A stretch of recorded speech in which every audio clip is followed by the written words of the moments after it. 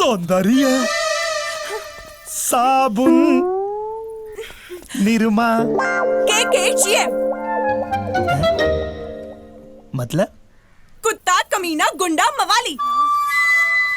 अच्छा, ओ चादा ना धा। मतलब? ओठल लिया चाटे दना धनिया हमार। BNS। मतलब? मतलब ब्लडी नॉनसेंस। माँ अल छे जाहा। मतलब मारब ऐसन लबेदा छेदा जाम हो जाई। You idiot.